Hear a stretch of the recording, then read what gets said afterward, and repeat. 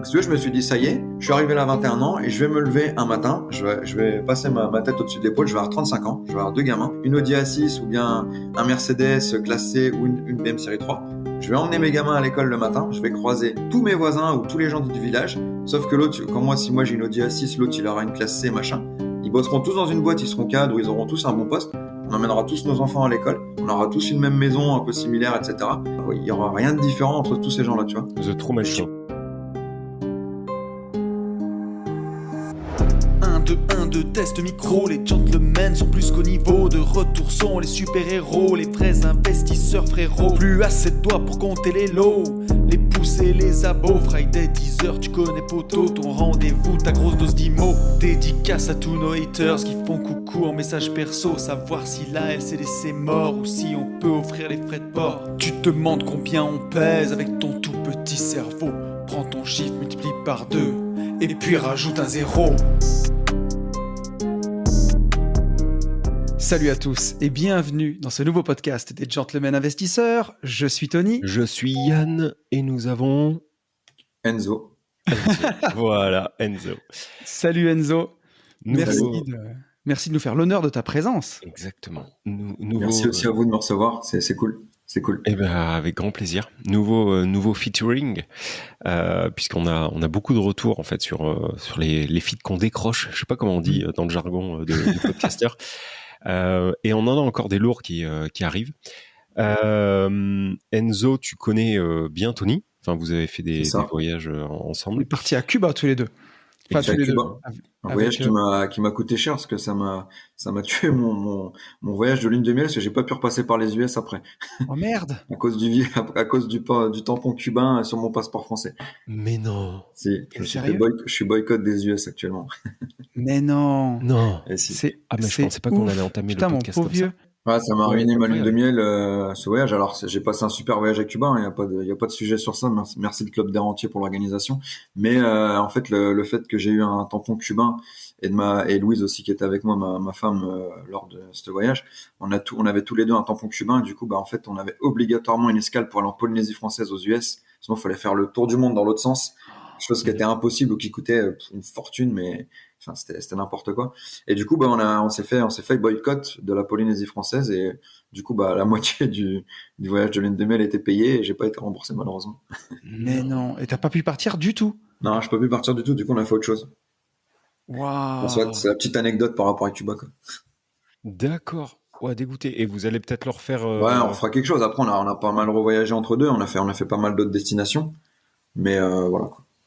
Ah ouais, c'est la merde. Ah, franchement, ça les boules, ouais. D'accord, je pensais pas entamer le podcast comme ça, mais ok. La vie d'investisseur de A jusqu'à Z.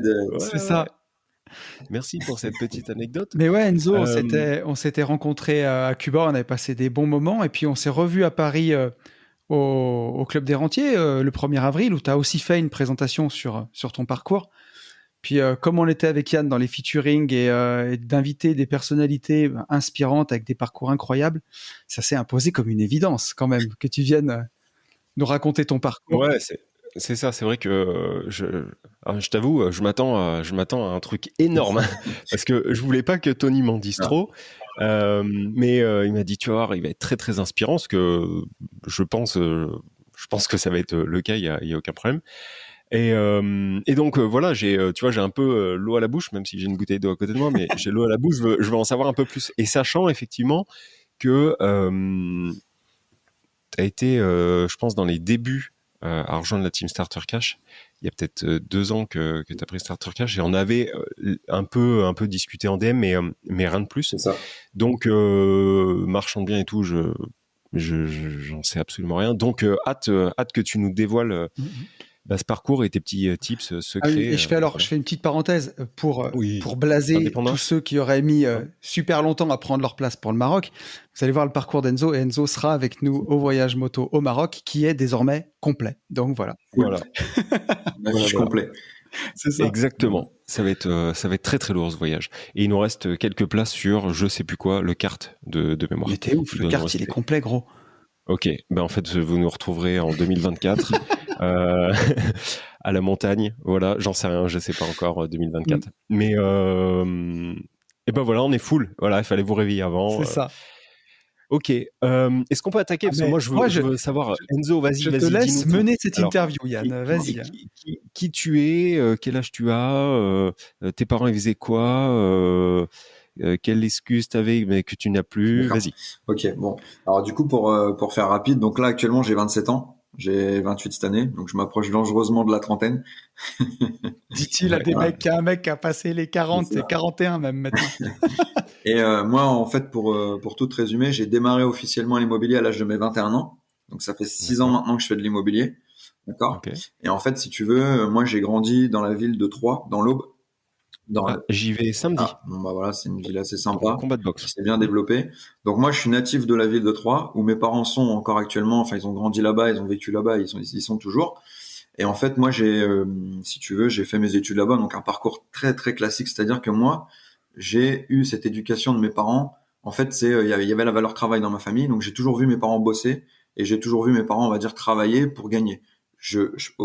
À la différence de beaucoup de mecs qui font de l'immobilier, je suis pas le mec qui vient étudiant fauché ou le mec qui a Ouais, grandi nous non dans le plus. quartier du coin ou je ne sais quoi. Moi, j'ai Non. une très bonne éducation. J'ai toujours vu mes parents. Je peux pas dire que j'ai manqué de quoi que ce soit. Voilà, on allait l'été au camping, l'hiver, on allait de temps en temps à la montagne. Petite boîte de raviolis au calme le Voilà, dimanche, tranquille, le dimanche soir, avec un petit peu de fromage dessus c'est gratiné. ça. Non, nous, c'était plus une petite soupe chinoise, donc les nouilles instantanées le Ouais, dimanche soir, tu vois. ouais, c'est Voilà, bon ça, ça. c'est bon. Et Qu'est-ce qu'ils faisaient tes parents, Enzo? comment? Qu'est-ce qu'ils faisaient dans la vie, tes parents? Alors, mon père, lui, travaille dans une boîte qui s'appelle Soufflet, Ok. qui s'appelle Invivo maintenant, qui a été racheté par Invivo, enfin, soit. Donc, lui, il était cadre dans cette boîte-là. Là, maintenant, il est chargé de recouvrement pour cette entreprise qui est basée à Nogent-sur-Seine. D'accord? C'est une Ok. grosse entreprise dans le secteur de l'alimentaire, de la malterie, donc tout ce qui est la bière, les engrais pour les agriculteurs, etc. Et ma mère, en fait, elle a eu pareil plusieurs parcours. Elle faisait de l'immobilier en tant qu'agent immobilier. Ok. Mais j'ai commencé à faire de l'immobilier moi en tant qu'investisseur avant que elle ne se lance en tant que Ok. agent immobilier. Et auparavant, elle a fait de la vente, elle a fait pas mal de choses du VRP, elle a fait pas mal de petites choses comme ça, quoi. Voilà. Ok. Ok. Et Ok. mes Ah, donc parents, t'avais quand même une petite appétence, enfin, par la transmission de tes parents, t'avais peut-être quand même une petite appétence dans ton mindset, on t'avait peut-être quand même un peu formé sur la partie, enfin, pas formé, mais je trouve que vivre avec des gens qui savent parler, qui savent vendre, moi j'ai vraiment l'impression que ça inspire vite, tu vois, quand t'es minot. ouais, forcément. Après, moi, non, ce qui m'a plus inspiré plutôt de chez mes parents, ce que j'ai pris. Donc, il y a aussi une chose énorme. Et je pense que ça, en France, on a ce problème-là, parce que je le vois dans les amis de mes parents, concrètement, Mhm. où en fait, tu as la pression aussi familiale des parents qui veulent de grandes choses pour leurs enfants, et tu as la pression où, ouais, mon fils, faut qu'il soit ingénieur. Ouais, mon fils, il va faire médecine. Ouais, ma fille, elle va être pharmacienne, machin. Donc, en fait, tu as cette pression aussi familiale que moi, je n'ai pas eu. C'est-à-dire que mes parents, ils nous ont toujours laissé libre choix et libre cours à Ça nos c'est envies bien. de faire ce qu'on veut. Mhm. Ouais. C'est-à-dire qu'il n'y avait pas de malaise. Si, par exemple, moi, quand j'étais jeune, à 15 ans, j'ai voulu être paysagiste, tu vois. Grosse erreur. Mes parents, ils m'ont laissé faire un stage je sais plus, j'avais 15 ans. En fait, je me suis rendu compte que paysagiste, je m'étais fait une idée dans la tête du mec qui fait des super beaux terrains dans des villas magnifiques, faire des parcs arborés, etc. Vraiment un kiff. En fait, je me suis rendu compte que l'hiver, t'allais ramasser les feuilles mortes dans les cités avec les merdes de chiens, si tu veux. En fait, tu vois, je m'étais tout de suite fait une autre idée. En Ouais. fait, j'ai appris par Mhm. moi-même que Trop cool. bah, en fait, ça me plaisait pas du tout et c'est pas ça du tout. Donc, en fait, Ok. après, je suis parti sur des études un peu plus techniques où, en fait, après, je suis parti dans le monde de l'électricité. Et en fait, là, j'ai Mhm. plus apprécié. Puis, j'ai commencé de l'alternance en bâtiment à l'âge de pareil, du coup, de 15 ans. À l'âge de 15 ans et demi, j'ai fait un CAP électrotech, bac pro électrotech cette fois-ci à Reims. Et après, par opportunité, je suis venu dans le Nord, à Valenciennes, mais cette fois-ci chez GRT Gaz. Ensuite, j'ai dévié vers un BTS. Donc d'ailleurs, on me donnait pas cher de ma peau pour le BTS. Et en fait, j'ai complètement changé. Donc j'ai fait 4 ans d'études en électricité. Donc j'ai travaillé chez CGLEC. Première expérience, pareil, dans le salariat, la boîte en redressement. Le patron me payait plus à l'âge de 16 ans. J'allais travailler, mais j'avais plus de salaire.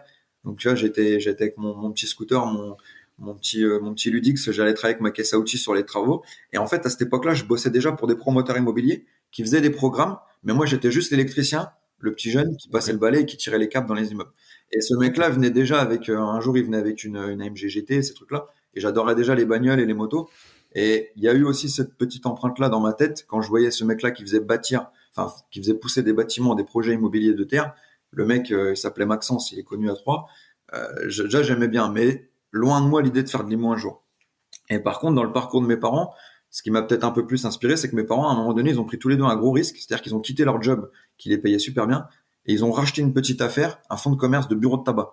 Quand le tabac était encore à des prix raisonnables et qu'il n'y avait pas toutes ces lois aujourd'hui avec les paquets de clopes qui sont imbuvables à voir, etc.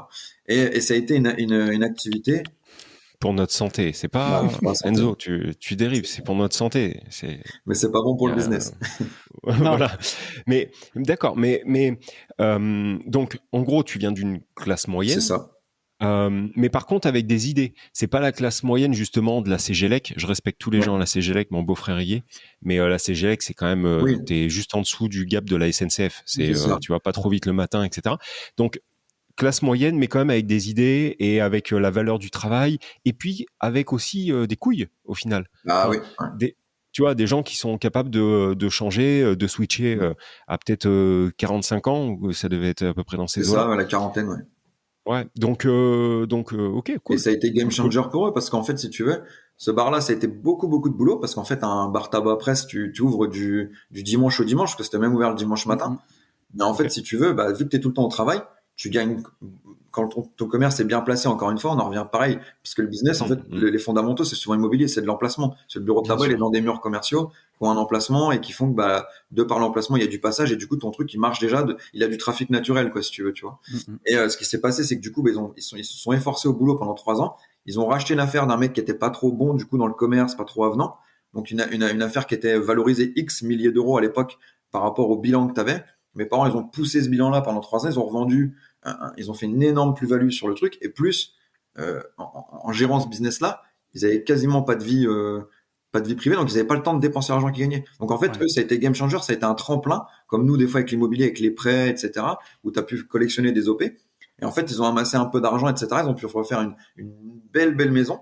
Et du coup, en fait, concrètement, eux, ça leur a redonné une très belle assise financière qu'ils n'avaient pas, grâce au salariat, grâce à l'entrepreneuriat. Mais après, c'était quand même un rythme tellement soutenu qu'ils sont finalement repartis sur un schéma, ils sont contentés de ce qu'ils ont gagné, et ils sont repartis sur un schéma plus standard à reprendre un boulot plus fixe et plus tranquille, quoi. Parce qu'ils se sont contentés de ce qu'ils ont pu amasser durant ces 5-6 ans de boulot, et après ils ont voulu réduire un peu le voile, quoi. Et au final, si tu veux, ce qui s'est passé, c'est que même quand on avait des vacances à l'époque ou des voyages, en fait, tu avais les marques comme Marlboro, Lucky Strike et des objectifs, et en fait, tu avais des chèques à vase voyage ou des trucs comme ça, tu gagnes une télé. Donc en fait, même quand il y avait des trucs comme ça, potentiellement, on a eu une télé qui a été offerte par Lucky Strike. Enfin, c'est mes parents, quand je dis nous. Oui, bien sûr. J'habitais chez eux à l'époque. Mais on a fait des voyages pareils. Je crois on est parti en Turquie à l'époque, ou des trucs comme ça, à Bodrum, ce genre de choses. C'était tout payé par des chèques à vase voyage gagnés par Philippe Maurice ou ce genre de choses. Parce que ils ont rempli les objectifs. Donc ça te permet de gagner ta vie, de ne pas dépenser l'argent que tu gagnes parce que tu n'as pas le temps de le dépenser. Et en plus de ça, quand tu as le temps de le dépenser, nous, on vit sur nos sociétés, eux, ils vivaient sur leur emploi grâce à tous ces trucs-là. Ouais, c'est ça. Et puis, tu as l'amortissement du fonds que tu as acheté, plus la plus-value derrière. Donc, c'est ça. 3-4 effets qui se coulent. Donc, après, qu'est-ce qui se passe, en fait? Donc, tu pars en bac pro, tu passes ton BTS électrotech, c'est ça? Alors, je passe un BTS MS maintenant, des systèmes industriels, dans l'industrie. Et donc, à un moment, tu bosses? Alors, à un moment, en fait, depuis le début, c'est vrai que je l'ai peut-être pas précisé. Moi, depuis l'âge de mes 15 ans, en fait, je fais de l'alternance. J'ai fait que de l'alternance dans ma vie. C'est-à-dire que j'ai quitté la 3e, j'ai fait un CAP électrotech dans un CFA BTP. Ensuite, j'ai fait dans un CFAI, donc à Reims, à Henri Farman. Et là, j'ai fait un bac pro électrotech. Donc, 2 ans. J'avais quoi? J'avais 11 de moyenne. J'étais vraiment Enfin voilà, même les profs m'ont dit c'est chaud pour le BTS. Et en fait, moi, quand je travaillais à cette époque-là, du coup, chez CGLEC, quand j'étais en bac électrotech, quand je voyais déjà depuis l'âge de mes 15 ans tous les mecs tous les jours dire ouais et tout, ils gagnaient 1700, on va pas se mentir, on peut parler argent sur ce podcast-là, ils gagnaient 1700 euros par mois, c'est très bien. Je dis c'est très bien gagner 1700 euros. Mais par rapport au boulot, par exemple, moi j'ai travaillé pour la cave de Melun. Je vais t'expliquer, moi je gagnais 800 balles, je pense que j'en ai parlé j'avais même montré mes premières fiches de paye, je crois, pendant le séminaire d'Alex. Moi, je gagnais quelque chose de l'ordre de je gagnais 500 euros mes premiers salaires. Et quand j'étais à CGLEC, je devais gagner 800 euros par mois. Je me levais à 5h du mat. J'avais pas encore le permis parce que j'avais tout juste 18 ans. Je faisais lever mes parents qui m'emmenaient au péage de Torvilliers qui était à 20 minutes de chez moi. Et les mecs, en fait, venaient me chercher en camionnette pour aller sur le chantier à Melun. Donc, on arrivait à 7h30 sur le chantier là-bas à Melun. On se barre à 5h plus les bouchons, etc. Je rentrais le soir chez moi, il était 19h. Et la journée, je bossais autant qu'un salarié qui tirait les câbles, qui perçait les murs, etc. Donc en fait, si tu veux, j'ai été très jeune dans ça, donc j'ai vu ce que c'était que la valeur travail et ce qu'il faut faire et la valeur aussi que ça a derrière. C'est-à-dire que moi, j'étais payé 800, ils étaient payés 1007, mais j'étais pas prêt à mes 30 ou 40 ans faire leur boulot pour 1007. Alors après, attention, c'est pas dégradant ce que je dis, c'est juste que faut juste que certains arrivent à placer leur curseur, ils arrivent à se contenter, ils se disent voilà, eux, c'est la normale, c'est ce qu'ils ont besoin, c'est nickel. Et après, t'as peut-être moi qui avait cette vision d'être très jeune, et en fait, bah, j'ai pu voir ça très jeune et entendre beaucoup de gens qui avaient la quarantaine se plaindre quand même un peu tous les jours, alors que voilà, j'avais l'habitude quand même de voir des gens travailler. Mais si tu veux, ça m'a motivé pour aller chercher déjà un BTS dans des boîtes qui sont un peu plus premium. Donc je voulais soit aller chez EDF ou ces boîtes-là, tu vois, EDF, dans le nucléaire, dans ces trucs-là, pour avoir déjà un plus gros revenu et avoir un poste un peu plus confortable. Parce que je me suis dit, il est hors de question que je continue comme ça. Voilà. Enfin, moi, en tout cas, je me voyais pas dans ça 20 ans, 10 ans pour dépanner, pour faire de l'argent. Et à cette époque-là, tu es encore chez tes parents, là au moment où... Là, j'étais encore chez mes parents. Or, j'avais quand même un appartement, j'avais un appartement en étudiant à Reims quand même parce que j'avais mes études à Reims et j'avais ma boîte qui était CGLEC à Troyes. Ok. Donc, si tu veux, j'ai été aussi très indépendant dès l'âge de mes 17 ans. J'ai eu un premier appart en location. Donc voilà, là aujourd'hui, je touche plus du tout de CAF, plus rien. Enfin, je les perçois, mais sur mes SCI. Par contre, à l'époque, j'étais bien content de connaître ce système-là aussi parce que bah voilà, j'ai eu le droit aussi en tant qu'étudiant à un petit peu de CAF, etc. Et j'en étais content. Et donc, ok, à quel moment tu switches en fait? À quel moment Alors, donc du coup, je suis allé dans le Nord. Donc à Valenciennes, je connaissais pas. Donc pour ceux qui sont du Nord, et je pense qu'il y en a nombreux qui écoutent ton podcast, salut les copains. Ouais. On est beaucoup dans le Nord. C'est un marché qui est presque saturé. Enfin, dans l'immobilier, les 2 dernières années, il était saturé par tout le monde, parisien, tout le monde. Enfin, il y a énormément de monde qui viennent chez nous pour les projets immobiliers. Et en fait, ce qui s'est passé, c'est que moi, je suis arrivé dans le Nord du coup en 2016 ou non 2015 sur la ville de Valenciennes. Donc, j'avais aucune connaissance de Valenciennes et bah voilà, à l'époque en 2015, la cote c'était Valenciennes. Le Nord, c'est une punition, tu vois. Donc moi, j'y suis allé parce que j'ai pu rentrer chez GRT Gaz, donc ex-Gaz de France, si tu veux. Donc moi, je suis arrivé ici. Tu y allais pour le taf, Enzo, au départ? J'y allais que pour le taf parce qu'en BTS, j'avais une bonne place et potentiellement, il y avait une embauche à la clé, mais il y avait rien de sûr. Donc j'ai fait mes 2 années d'alternance à Valenciennes. J'ai commencé à apprendre à connaître la ville, à l'apprendre. J'ai trouvé ça cool, etc. Et moi, j'étais venu avec une mission en tête, c'était de me faire embaucher pour un CDI à 2 cas par mois dans une société qui est vraiment bien, quoi, tu vois, où il y a une vraie politique d'entreprise, des vraies missions, tu vois, valorisantes, tu vois, c'était GRT Gaz, moi, c'est les autoroutes du gaz, c'est-à-dire qu'en France, tu coupais mon boulot, il y avait plus de gaz du tout en France, même en Italie, même en Espagne, parce que tout transite par la France. En fait, moi, je travaillais pour les autoroutes du gaz, concrètement. Okay. Et dans le Nord, en plus, j'étais au point frontière avec la Belgique, enfin voilà, etc. Donc, si tu veux, moi, j'ai fait ça et j'ai commencé à connaître cette ville-là. Super collègue et tout, j'ai jamais eu cette ambiance-là auparavant à Reims ou à Troyes avec les collègues de boulot. Et en fait, ce qui s'est passé, c'est qu'à la fin, bah, il est arrivé ce jour où j'ai eu mon BTS. Et en fait, on était 10 jeunes postulants, donc 10 alternants dans toute la France pour un poste. Okay. Donc j'ai été sur 1 sur 10. Et en fait, c'est là où je reconnecte avec toi, Yann, sur ta question, parce qu'en fait, c'est là où tout s'est déclenché. C'était tellement inaccessible pour moi à l'époque d'être ce fameux 1 sur 10, parce que je me voyais pas être le 1 sur 10. Enfin, voilà, pourquoi moi et pas un autre? Donc j'ai bien charbonné mes entretiens d'embauche à Paris, qui ont eu lieu à Bois-Colombes à Paris. Et en fait, j'ai été ce fameux 1 sur 10. Et en fait, ce jour-là, qu'est-ce qui s'est passé en moi? J'ai eu une fracture. Je me suis dit, mais ça y est, mec, t'as 21 ans, ta vie, elle est faite. Et en fait, bah, aujourd'hui, j'ai plus d'objectifs. C'est-à-dire que le BTS, c'est fini. Je vais être employé. Et en fait, je vais toucher mon petit, parce que c'était 2500 € vraiment que j'avais par mois en CDI. Je vais toucher mes petits 2500 € par mois. Et puis en fait, dans ces boîtes-là, si tu veux, tu as ce qu'on appelle les GF, les grades fonctionnels et les NR, les niveaux de rémunération. Et en fait, si tu veux, c'est une boîte qui marche pas trop à la valeur du bonhomme. C'est-à-dire que si tu te décarcasses 10 fois plus que les autres, tu auras autant que les autres. C'est une boîte où c'est un peu chacun son tour. C'est une politique d'entreprise. Donc, tu n'as pas des augmentations par rapport au boulot que tu fournis, mais plus par rapport aux années que tu es là, l'ancienneté, etc. Et ça tourne un peu chacun son tour pour qu'il n'y ait pas de jaloux et qu'il n'y ait pas de cancan dans la boîte. Donc, si tu veux, je me suis dit, ça y est, je suis arrivé là à 21 ans et je vais me lever un matin. Je vais passer ma tête au-dessus de l'épaule. Je vais avoir 35 ans. Je vais avoir 2 gamins. Je vais avoir une Audi A6 ou bien un Mercedes classe C ou une BM série 3. Je vais emmener mes gamins à l'école le matin. Je vais croiser tous mes voisins ou tous les gens du village. Sauf que l'autre, si moi j'ai une Audi A6, l'autre il aura une classe C, machin. Ils bosseront tous dans une boîte, ils seront cadres, ils auront tous un bon poste. On emmènera tous nos enfants à l'école. On aura tous une même maison un peu similaire, etc. Et en fait, on sera, enfin voilà quoi. Il y aura rien de différent entre tous ces gens-là, tu vois. The Truman Show. Je dis pas que cette vie-là, elle est pas bien, elle est très bien. Il y aurait que des gens comme ça en France, le pays irait beaucoup mieux, tu vois. Mais voilà, je me suis dit, moi, en fait, ben, ça y est, j'ai 21 ans et en fait, là, j'ai plus qu'à attendre que le sablier il tourne et la montre elle tourne et en fait, ben, je te dis, je vais me lever un matin, je vais avoir 35 ans J'ai Et une ouais. question avant que tu partes sur le reste. Parce que tu es jeune, on a quand même pas mal d'auditeurs qui sont jeunes en âge, je veux dire. Qu'est-ce qui, d'après toi, même si j'ai un peu la réponse, a fait au moment de cet entretien que tu es passé justement sur le fil du rasoir, enfin sur le fil du rasoir, je sais même pas si tu es passé sur le fil du rasoir, mais comment tu t'es retrouvé 1 sur les 10 ? D'après toi, qu'est-ce qui a fait qu'on t'a choisi toi ? Alors ça, c'est une bonne question parce qu'en fait, si tu veux, à l'époque, j'avais pas non plus cette confiance que j'ai peut-être aujourd'hui parce qu'entre deux, bah voilà, j'ai une paire de locataires, j'ai eu une paire de choses à gérer qui font que j'ai pris quand même du galon et en responsabilité sur pas mal de choses. Bah justement, Mais si à tu ce veux, moment-là, qu'est-ce que tu avais ? bah pour moi à l'époque, en fait, si tu veux, moi, je suis quelqu'un, je suis hyper assidu. Et j'ai, comme tu dis, encore une fois, cette valeur travail, et je pense que ça s'est ressenti. C'est-à-dire que quand je dis quelque chose, moi, je suis quelqu'un, je le fais, on peut vraiment compter sur moi. Ce qui est pas le cas aujourd'hui de notre génération. C'est-à-dire que moi, je suis né en 95. Les mecs, c'est à la cool. Et une fois qu'ils ont pris la confiance des collègues, ils pensent que c'est acquis.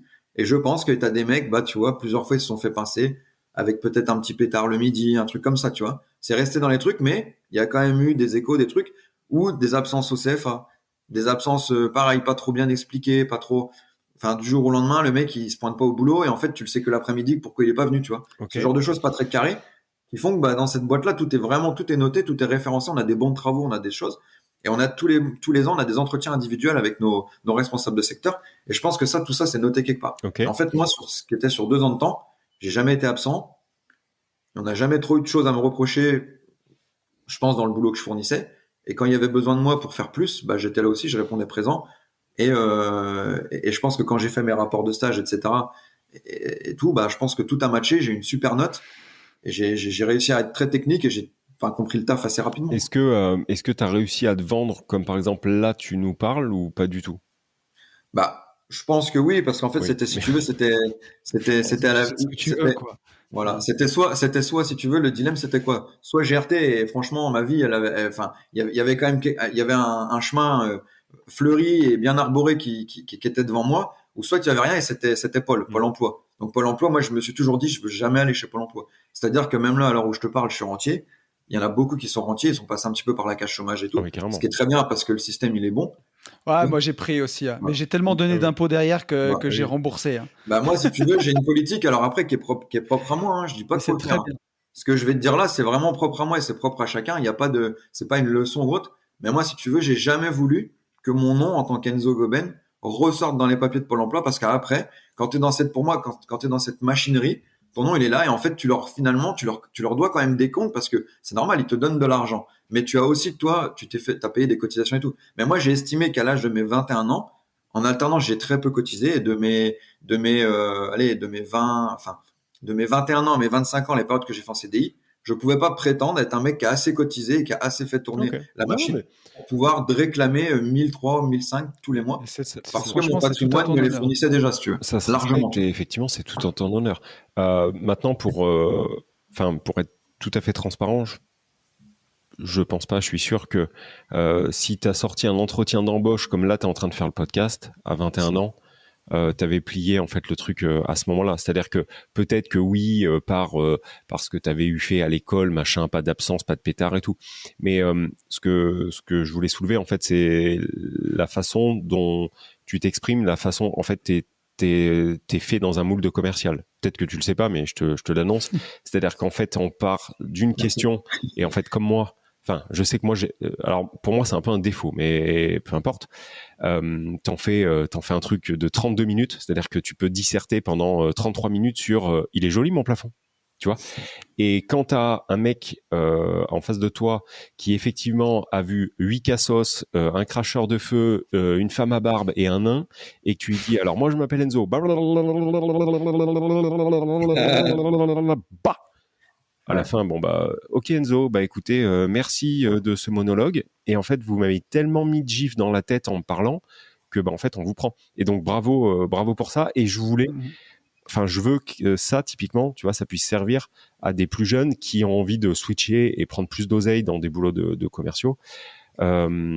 Si un moment j'ai le temps, je pourrais même faire une aparté à ce propos-là. Mais donc voilà, très bien. Et je te laisse dérouler sur la suite. Donc comment tu passes de... Oui, pardon. Mais t'as raison, non, si, t'as raison, Yann, c'est aussi un défaut que Toujours. j'ai. Malheureusement, en fait, C'est-à-dire que, en effet, je peux pas t'expliquer un truc qui, certes, je peux te le résumer en 2 phrases, mais en fait, ça dépend à qui je parle. C'est-à-dire que quand j'ai des gens où il n'y a pas l'intérêt derrière, là, aujourd'hui, voilà, c'est sous format podcast. Je pense que si tu veux, le mec qui arrive direct au truc, ouais, j'ai fait 3 millions.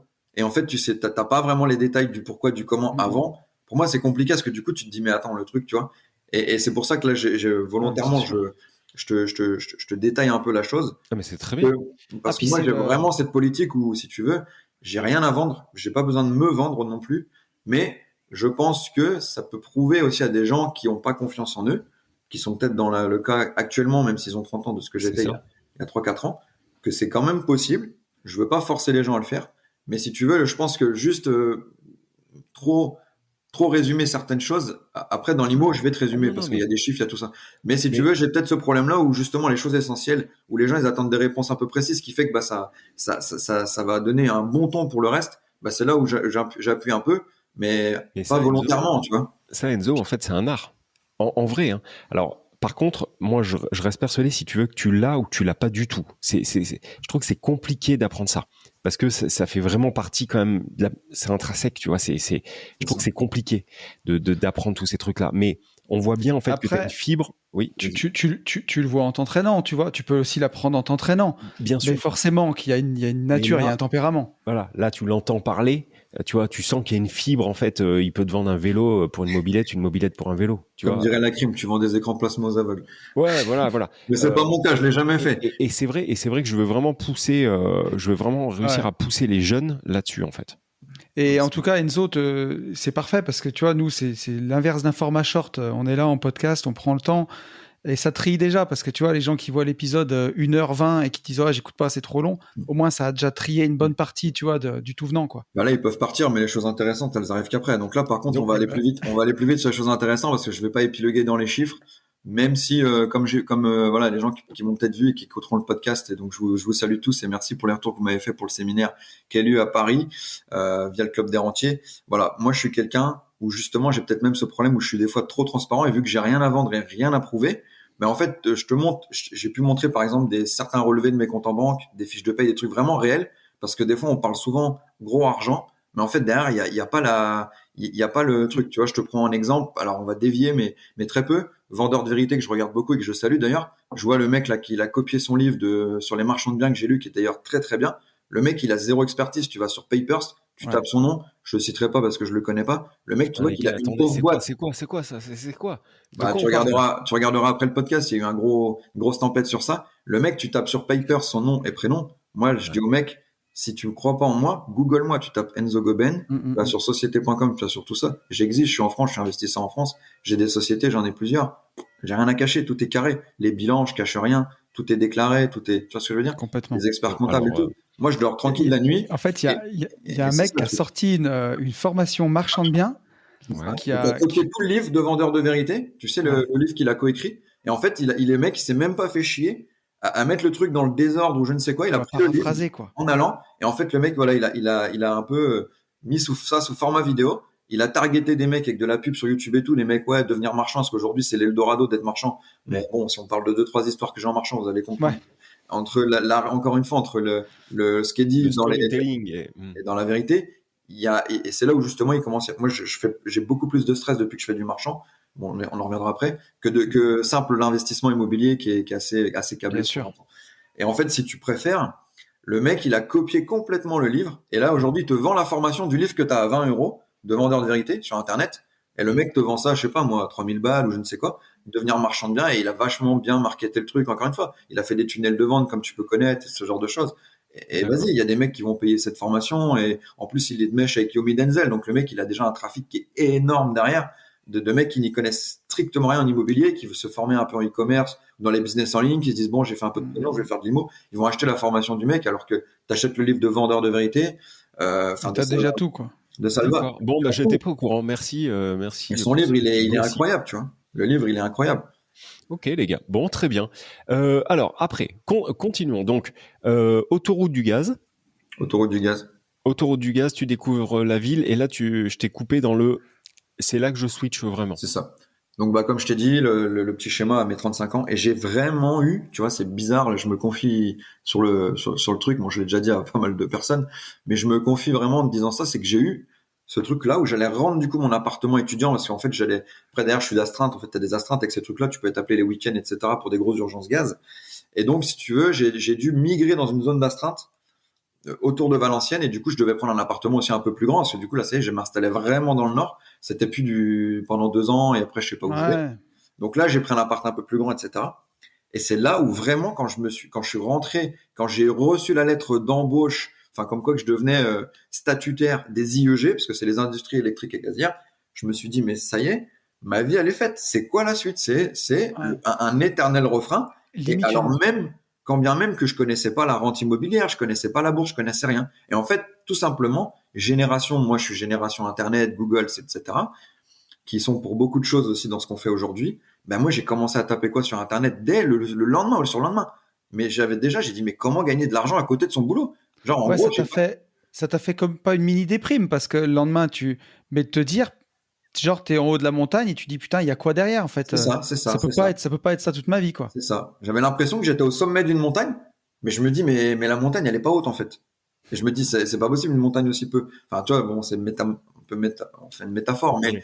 je préfère ce qui se passe, c'est que moi, à ce moment-là, je me suis dit, ben, comment gagner de l'argent à côté de son boulot, machin. Et j'ai commencé à taper, donc, sur Google, comment. Donc, je me suis fait pareil, target par à l'époque, des gens que je respecte beaucoup, comme Darwin ou ce genre de choses. Et j'ai été redirigé vers des vidéos immobiliers, des Que vidéos j'ai bourse, croisé, tiens, il y a 2 jours. voilà, des vidéos de Ah. bourse, des vidéos de ce genre de choses, du trading, de toutes ces conneries-là. J'ai fait beaucoup de conneries. C'est-à-dire qu'au début que j'ai démarré à mes 21 ans, j'ai fait du MLM, chose que aujourd'hui je ne recommanderais pas à un jeune investisseur, malgré les moultes promesses, etc. Surtout, c'est des MLM câblés à du trading où les mecs te font gagner de l'argent. C'est le mec qui gagne de l'argent, c'est le mec qui crée le MLM et qui fait rentrer les mecs. Donc c'est le propriétaire de la pyramide, c'est pas celui qui est dans la pyramide. Enfin, soit. Donc j'ai fait ces trucs-là parce que j'ai cru un peu à ce monde des merveilles, parce que j'étais un peu jeune et j'étais aussi un peu naïf à certains moments. Et en fait, après le fait de faire du business, j'ai très vite mis, on va dire, des chiffres en face des cases et les bons chiffres dans les bonnes cases, et j'ai mis les bonnes règles mathématiques dans les tableurs Excel. Et quand tu faisais les plus, les moins, tu comprenais en fait les chiffres qui étaient intéressants et ce qui n'était pas intéressant. Quand tu additionnais ça fois autant, tu vois. Et alors, tu as démarré, bon, le MLM et tout, on passe, ok, on en a pratiquement tous fait aussi, C'est ça, voilà, cette tous merde. testé. Tu fais quoi en premier, en fait? Donc, bon, ok, Google, YouTube, voilà. Et t'achètes quoi, comment, pourquoi, à quel âge? Alors, en fait, en premier, avant de faire de l'immobilier, alors j'ai passé des nuits sur ça. J'ai découvert la crypto aussi en 2016. Voilà. Ok. Crypto en 2016, j'ai acheté beaucoup de Cardano en 2017. J'ai acheté de l'Ethereum, j'ai acheté tout ça donc à des prix que voilà, plus personne ne reverra aujourd'hui. J'ai fait un bon billet avec tout ça. D'accord? Ouais. Et Toi, t'as acheté, attends, ça c'est intéressant. T'as acheté comment? C'est-à-dire, t'as fait all-in, enfin all-in, non, pas all-in, mais tu t'es dit, j'ai 10 000 euros, je laissais pas. Non. non. En fait, à Tu l'époque, rentrais comme avec je t'ai quoi, par dit, exemple? Vas-y. voilà, à l'époque, comme je t'ai dit, si tu veux, moi j'ai fait de l'alternance depuis ma jeunesse, donc j'étais déjà un épargnant, c'est-à-dire que quand je gagnais 500, je dépensais pas 600. J'ai toujours Pardon. dépensé que 300 et j'en plaçais 200. Donc si tu veux, avec les années, j'avais un petit peu d'épargne, mais c'était du livret A, c'était des trucs comme ça. Je devais avoir quoi, 10, 12 000 euros de côté. Je m'étais acheté une bagnole aussi. J'avais fait, pour le coup là, j'avais fait un mauvais choix. J'avais fait presque un all-in sur une voiture. J'avais un Mercedes classe C coupé de l'époque, parce que j'adorais les bagnoles et je m'étais fait plaisir avec la prime d'embauche, etc. Et du coup, j'avais mis à l'époque 3-4 000 euros sur les cryptos. Donc, c'était à l'époque où Kraken, enfin, il y avait que Kraken pour investir, l'ancienne version, le truc hyper compliqué. Il fallait passer par Fidor Bank à Londres, etc. Enfin, un schéma, enfin, je veux dire, le commun des mortels d'aujourd'hui avec la simplicité d'investir dans les cryptos, en 2017, ça existait pas du tout. Ouais. Donc, moi, j'avais analysé le Cardano, le Bitcoin, etc. J'avais quelques cryptos. Mes 4 000 euros se sont transformés en 50 000 euros en premier bull run en 2018, je crois. Voilà. J'ai fait cette erreur de pas, parce que j'avais encore pas cette gestion dans ma tête, de dire, voilà, je coupe un peu, enfin, je récupère du capital et je laisse tourner les profits. Donc, j'ai tout laissé tourner. Tout a redescendu après à la correction au bear En market. 2019, 2018, 2019. Voilà.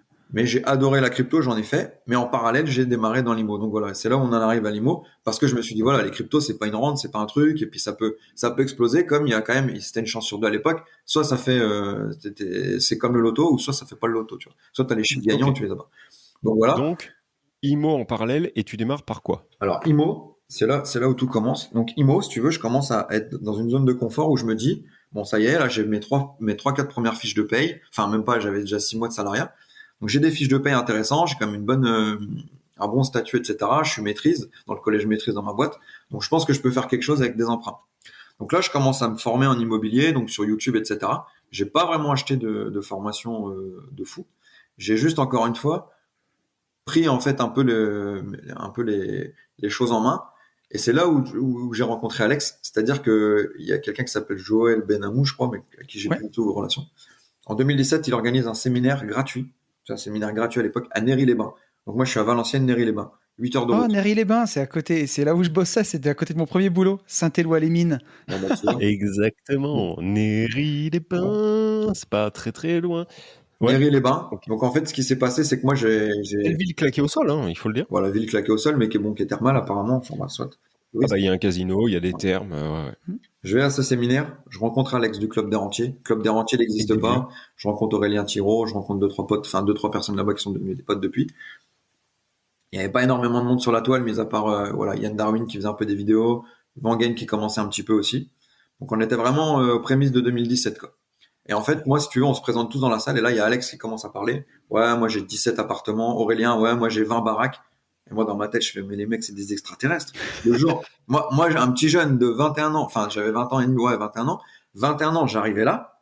Je me disais, mais putain, dans ma vie, s'il y a 40 balais, j'ai 10 appartements, mais je suis le roi du monde, si tu veux. Putain, dans ma tête, à l'époque, j'en étais quand même là, parce que je débutais seulement.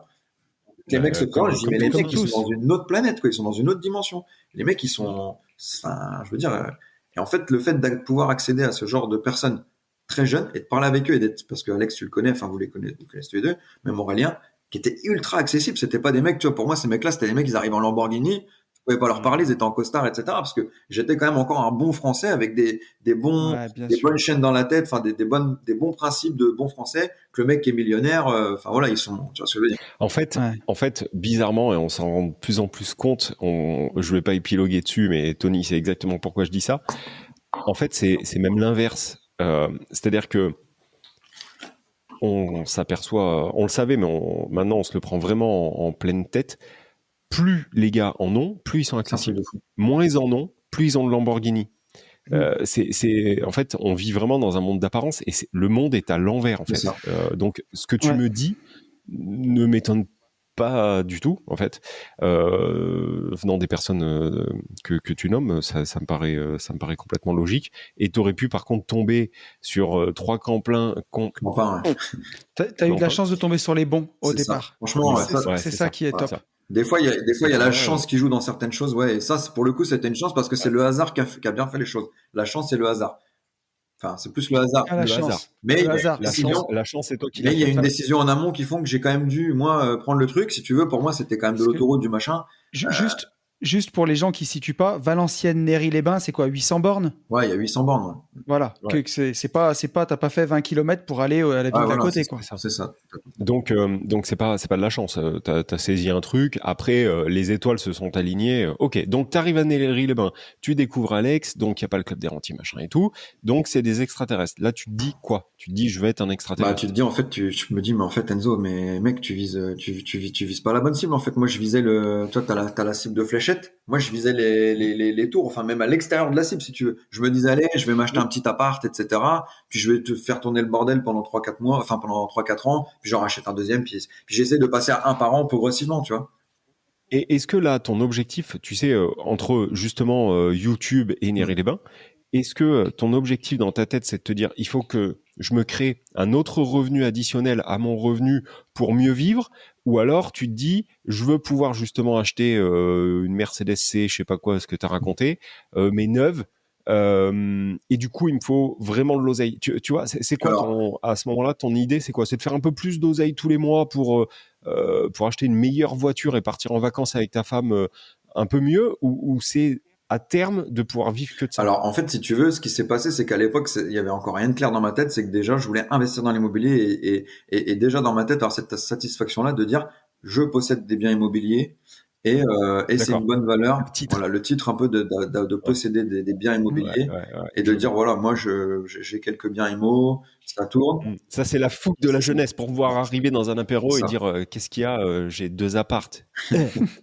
C'est ça? Un peu ça, mais pas parce que je suis quelqu'un quand même d'assez voilà, c'était pas juste pour dire aux autres que j'aime, mais c'était déjà pour moi ma satisfaction personnelle et de me dire que potentiellement les trucs quand ils seront payés, tu les revends, ça te fait une belle pièce aussi pour la retraite parce qu'à l'époque en effet, du fait que j'avais déjà travaillé très jeune, déjà la retraite, j'y croyais déjà pas à l'âge de 16 ans si tu veux. D'accord? Donc ça je le savais déjà de base que ça existait pas avant même de comprendre vraiment l'investissement et le fondement même de la rente immobilière, de l'achat-revente, de tous ces trucs-là.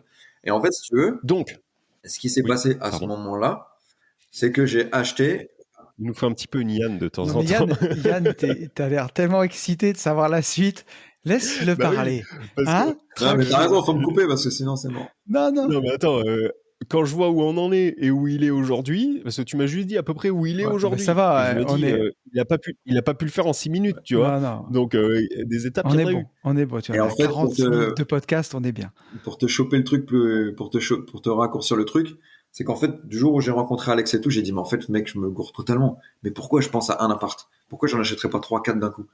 Et en fait, c'est là où ça a été pareil, encore une fois. Je reprends le cursus de mes parents. Ça a été game changer. Ce séminaire Néry-les-Bains, il a été game changer dans ma tête. Et en fait, si tu veux, c'est un peu comme cette image que tu pourras partager si tu veux. Je sais pas si t'as déjà vu, c'est un gros éléphant rose, énorme, de cirque, qui a toujours été attaché à un tout petit filet avec une toute petite cordelette et un tout petit piquet en bois. Mais depuis l'âge de bébé, il a été accroché à ce truc-là. Maintenant, il est grand, le truc, enfin, l'éléphant, il est énorme, il a une force incroyable de la nature. Le mec, il a calvé la jambe, le truc, mais en fait, il reste assis parce que dans sa tête, il a été bloqué. Et en fait, là, ça m'a un peu déverrouillé ce truc-là que j'avais dans la tête de me dire, attends, je viens d'être embauché, enfin, j'ai pas la capacité de. En fait, quand je commençais à parler avec Alex, etc., avec les mecs qui présentaient, ils pitchaient au séminaire, j'ai dit, mais attends, les mecs qui font ça, en fait, mais ils ont les mêmes revenus que moi, ils ont les mêmes trucs. C'est juste qu'ils ont 30 ou 40 ans. Mais en fait, moi, j'ai 20 ans, donc j'ai même presque 20 ans d'avance sur eux, à savoir ça. Tu vois, et en fait, quand j'ai réalisé ça, je me suis dit, mais attends, mais mec, ça, tu dois pas lâcher le morceau. Là, c'est parti. Je sors de là, je remonte dans le Nord. Et tu vois, c'est un peu stimulant, comme des fois, des personnes font des séminaires. T'es un peu indécis, tu te lances, t'es un peu hésitant. Tu vois des mecs qui passent sur scène, ça envoie de la purée, comme toi, t'as pu le faire aussi, Tony. Ça envoie de la purée. Les mecs derrière, ils sont là, c'est de l'adrénaline que tu leur envoies, c'est du boostage. En fait, les mecs qui sortent de là, ils ont l'impression d'avoir une armure, ils peuvent traverser un champ de mine, quoi, les mecs, tu vois. Et moi, ça a été mon cas, clairement. J'ai traversé le champ de mine et j'y ai laissé ni bras ni jambes. Donc j'ai commencé immeuble, j'ai commencé à dire à ma famille, je vais acheter un immeuble. Et là, tout le monde s'est décomposé. Mes parents ont sécurisé le truc en me disant, mais attends, tu viens d'être embauché. Déjà, il y a personne à ton âge, à 25 ans, qui gagne, enfin, non, même pas, parce que 25 ans, c'est l'âge où j'ai quitté mon boulot. À 21 ans, il y a personne. Nous, avant de gagner 2600, 2007, parce qu'avec les astreintes, j'étais passé du coup après à 2006, 2007, 2600, 2700 te représente. Nous, on a gagné ça qu'à nos 30 ans. C'est énorme. Va tranquille. Mais ce qui est normal. Ce qui est normal. Ils t'aiment, en fait. Ils ont voulu sécuriser le truc. Mais moi, j'avais toujours cette truc-là. On s'est pris d'amitié avec Alex et les autres.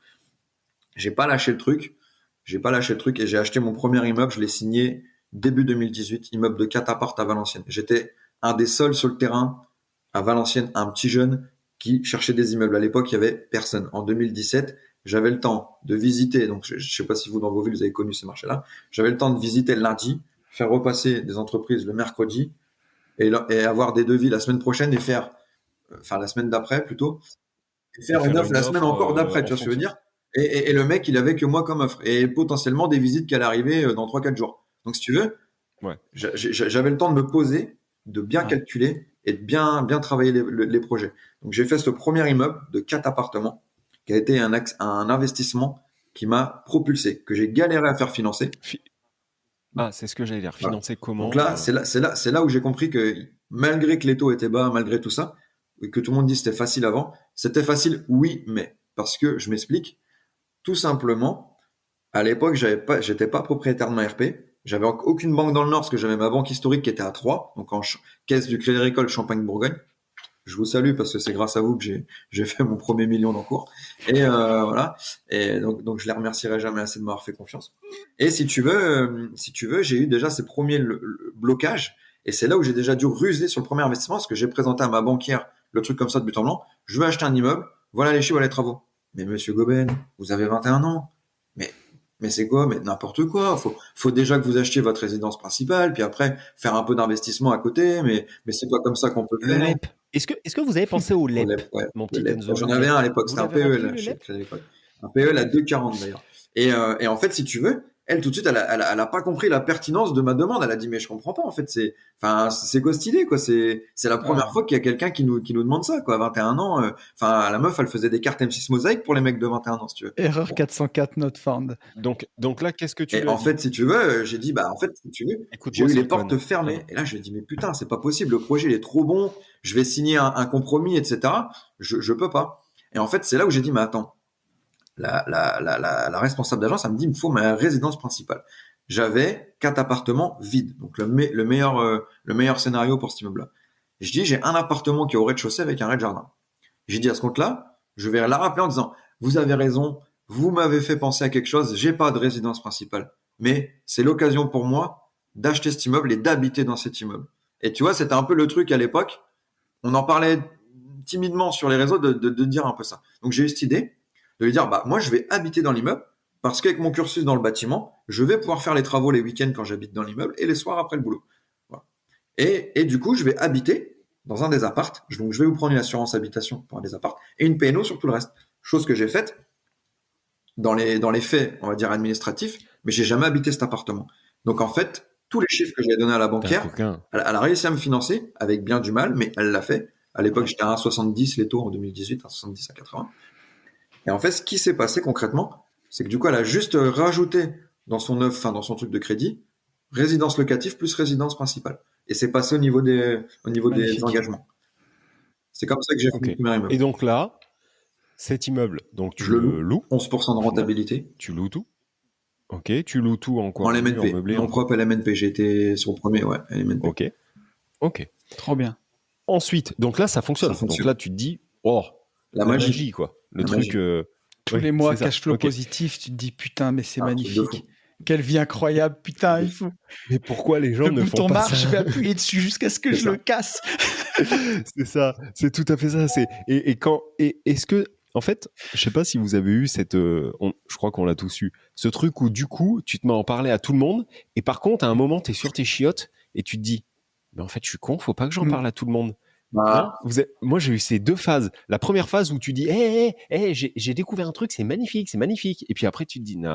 En fait, t'as ce truc-là, mais tu te dis, t'as l'excitation de l'avoir fait. Et en fait, t'es tellement content et ça marche parce que moi, j'avais les 1 900 € de loyer qui tombaient tous les mois sur cet immeuble-là. Ce qui était quasiment 80% de mon salaire, si tu vois ce que je veux dire. Bon, j'avais un collatéral avec un crédit en face, si tu veux. Mais quoi qu'il advienne, j'avais quand même 1 900 qui tombaient. S'il tombait chez moi, il tombait pas chez un autre. T'es d'accord avec moi? Et au pire des cas, il amortissait du capital.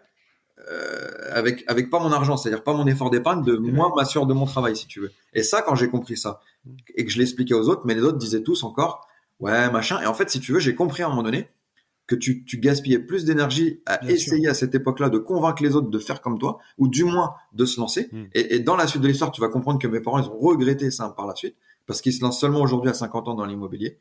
Parce qu'au fait, moi j'ai commencé et je me suis un peu enfermé dans une bulle un peu de solitaire dans ma famille, où j'avais un peu des idées qui étaient devenues un peu aux extrêmes des autres. Et j'étais un peu dans ce truc où je rentrais un peu, plus en plus avec le club des rentiers, ça s'est développé, je faisais des voyages entre investisseurs et tout.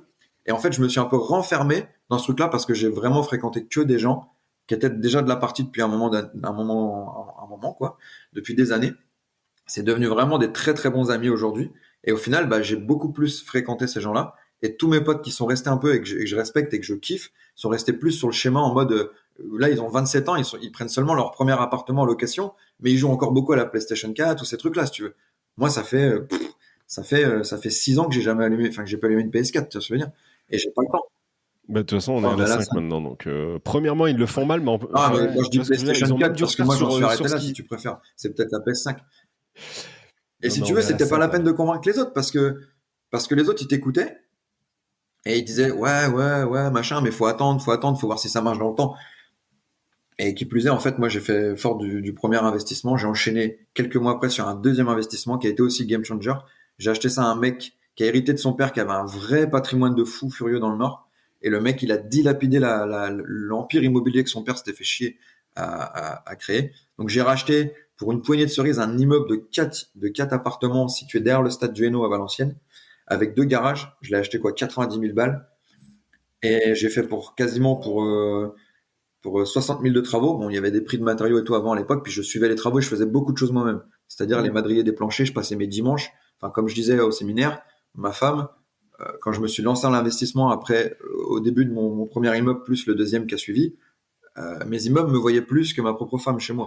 C'était tendu d'ailleurs pendant une période, mais parce que je savais où j'allais et je savais que, comme tu dis, c'était maintenant qu'il fallait appuyer sur le bouton. Il suffisait pas juste d'appuyer un petit coup dessus, il fallait rester enfoncé sur le bouton parce que c'était maintenant ou jamais, si tu veux. Et donc, le deuxième immeuble, je fais 120 000 euros de plus-value à la revente parce que je l'ai pas gardé, j'ai encaissé des loyers en différé pendant 1 an. Je le revends, je fais 120 000 de plus-value. J'utilise la niche fiscale de pas de taxation sur la plus-value. Je le réemploie dans une RP 2 ans après. Je suis allé avec les banques avec plus de 140 000 euros sur mes comptes à 22 ans. J'ai dépassé ce truc-là. J'ai dit là, c'est tout, j'y vais. J'envoie, je bombarde. Holding. J'arrête de blaguer avec du LMNP et tout. Je fais holding, DSC, LIS, régime Murphy. Et soit je fais les choses ou soit je les fais pas. Et là, j'ai dit, c'est tout, on y va. Coup de structure ou pas coup de structure. J'ai un peu de fraîche de côté. J'investis sur moi-même et j'envoie. Donc là, premier immeuble que je fais passer à 400 000 balles. Je me permets juste de t'interrompre et de couper parce que je sais qu'on va avoir des commentaires de gens qui vont dire comment à 22 ans tu accumules tout ce savoir que tu vois, même on a 15 ans d'écart. Moi, je me suis réveillé pour l'investissement immobilier, tu vois, à 27, 28 ans, quand j'ai fait vraiment mon premier investissement. Et tout ce dont tu parles, tu vois, holding, machin, à 22 ans, moi, j'étais comme tes potes encore à la PS4, tu vois, et j'ai pris ma douche froide à 27, 28, où je me suis dit, gros, tu vas faire quoi en fait? Tu veux quoi de ta vie? À quel moment tu te réveilles et tu accomplis tes rêves au lieu de les rêver sur GTA, tu vois? Mais il m'a fallu beaucoup de temps. Toi, ta formation, t'as bourriné. Comment tu l'as fait tout ça? Comment tu l'as appris? Comme on a dit, en fait, si tu veux, moi, la chance que j'ai, et je parle souvent de lui, donc ses oreilles, elles vont siffler, mais dans le bon sens. Moi, je suis devenu pote avec Alex et des autres personnes du club des rentiers qu'on voyait pas. Tu vois, je peux te citer pareil d'autres personnes. Jean-Mi, que j'embrasse très fort. Bien sûr. Jean-Michel Investisseur, qui est quelqu'un d'ultra humble. Et quand tu parlais avec lui, tu savais qu'il avait plein de maisons, il avait pas mal de trucs, il avait une expérience de fou furieux dans son secteur à lui. Et en fait, ces gens-là, ils m'ont au début vachement inspiré et j'ai pris des infos dans les masterminds, dans des séminaires. Et après, moi, ça m'a captivé tout ça parce que je gagnais du pognon grâce à ça. Mais j'en gagnais pas qu'un petit peu, je commençais pour moi dans ma tête. Alors non, parce que quand on enlève les crédits et tout, mais je commençais déjà à en gagner presque plus avec 2 immeubles que à 40 heures semaine chez GRT Gaz, tu vois. Et quand j'ai compris ça, j'ai dit, mais attends, parce que fort de la première expérience d'une immeuble qui a été un succès, j'ai envoyé à la banque. Quand la banquière, elle a pris tous les chiffres, parce que aussi, il y a une chose, alors, certains diront que c'est de la chatte, mais je dirais que c'était une brèche que j'ai compris dans les prêts immobiliers très très rapidement et je me suis enfoncé dans cette brèche, mais d'une manière où la brèche elle était toute petite, c'est moi qui l'ai écartée de plus en plus. C'est le calcul de taux différentiel sur ton endettement. Donc je pense que vous allez me comprendre. C'est-à-dire que plus j'achetais de l'immobilier en 2017, 2018, 2019 jusqu'à 2020, plus j'étais riche. Parce que plus j'avais de loyer et plus ça s'additionnait. Et vu que je faisais du cash flow, etc., plus j'avais des bons investissements, comme je les avais faits, et plus en fait la banque et mon scoring pétait, il explosait. C'est-à-dire que, comme je te dis, j'ai littéralement réussi à faire 2 immeubles à la suite comme ça, en LMNP. J'ai vite compris que j'allais péter les seuils et que j'allais passer LMP. À l'époque, c'est pareil, j'avais un peu ce verrou, je voulais pas passer LMP. Donc, j'ai liquidé cette position. Et là, du coup, en 2 ans de temps, ce qui s'est passé, c'est que j'ai commencé à créer cette fameuse holding immobilière. Oui, mais Enzo, tu le crées pas tout seul. Enfin, tu travailles pas un matin. De la formation, je suis devenu passionné. Moi, je suis pas trop sport, je suis pas foot, je suis pas tout ça. Je suis devenu passionné. J'ai bûché pendant des heures sur des. Tu t'es entouré. Oui, non mais, j'entends. Mais qui te monte? Enfin, j'ai ma réponse. Mais la holding, tu te dis, ok, je monte une holding. C'est pas Alex du club des rentiers qui fait après, je veux dire, Internet est ton ami. Donc, tu vérifies, tu parles au notaire, Moi, je suis allé au tribunal de commerce plusieurs fois me rendre pour les créations de SCI. Expert comptable également. J'ai un très bon expert comptable depuis le début. Et en fait, tout ça, ça a fait qu'au final, mon réseau, je l'ai commencé à le constituer.